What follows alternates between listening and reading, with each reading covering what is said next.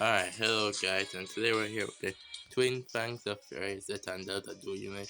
Someone our skip video.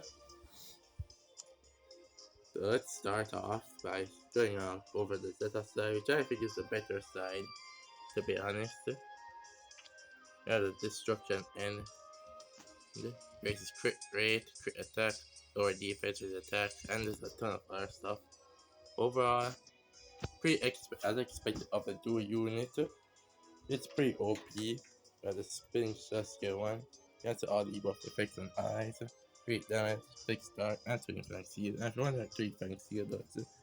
In particular, just does nothing except buff the ultimate. So yeah, 3 flank seal just buffs the ultimate. Really. And after that, it does nothing. So yeah, down to the skill 2. Boomerang, storm rates attack. Raises speed as well. Inflicts weakness. Inflicts sweet dance and paralysis, which is pretty much just renamed stun, but because of it, this makes the Zeta side pretty OP in PvP. As well as I also forgot that you also get 100% crit rate and some other buffs for awakening the skills, of course. Sometimes I just remember to click on my awaken A stuff, and sometimes I don't.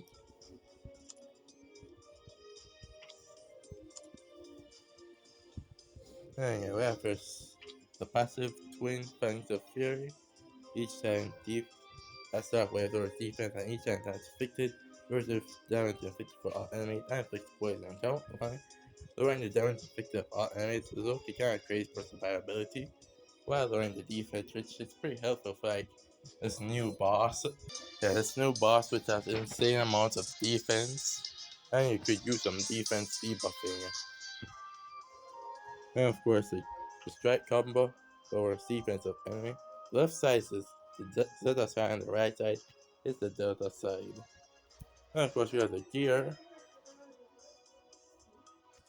and it's the sparking glory, which raises damage inflicted, speed, and for the twins flank seal that's needed for the ultimate. And of course, we have the awakenings, A1, which is good, and A2 is also pretty cool. That gives them the survivability, poison, and the nice poison dot damage. And of course, we have the boomerang's going for skill buff. And then A3 is not much, and then outside that just A5 for the ultimate. So really, just that's like skill 2 for the awakenings. And as you can expect, they are pretty much the best battle to summon on right now. Or also, unless you already have them, or just summoning for. Yeah, whereas Miku, that's with Miku, is pretty obvious a waifu pull, or it's Epsilon, which is pretty much bait for majority of the global players on the global players version of the game, since they like Epsilon. But yeah, these two are mostly just waifu pulls for actual competitive use. This Zelta unit is better, and I haven't forgotten. But yeah, the right side is for Delta. I think it was in the anniversary they said something about it being that Delta is just what firepower, and the Zeta side I carried more the utility and usefulness. But yeah, regardless,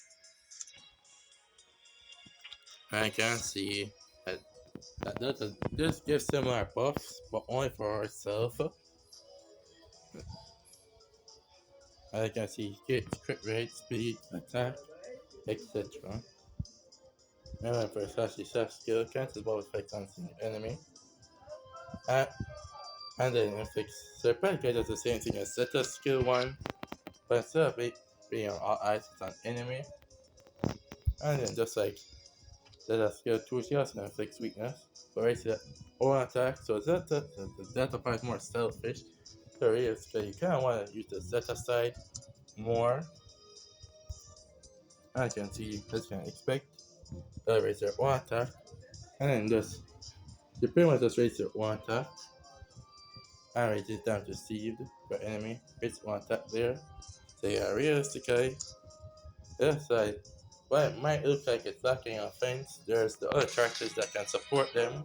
And it's really the Zeta side, which is why the unit is so strong in PvP, regardless of whether you're running the full fair and troops or the full down champions strap, because it's paralysis.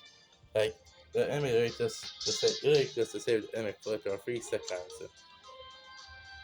And that's it. And in PvP, that those 3 seconds can be pretty much enough to make you lose a PvE match, with regardless of whether it's a DMR strat or the full fair and pro team strat.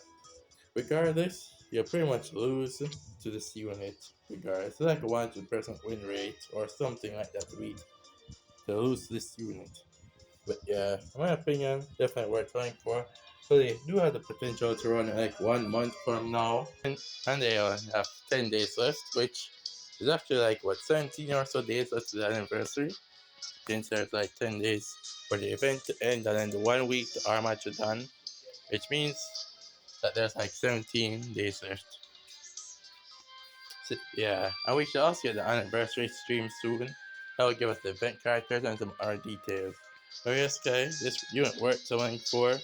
So do it. So of course, just remember that the anniversary is so close. They even put a stream up. So yeah, that's about it for this video, guys. And I'll see ya in the next one.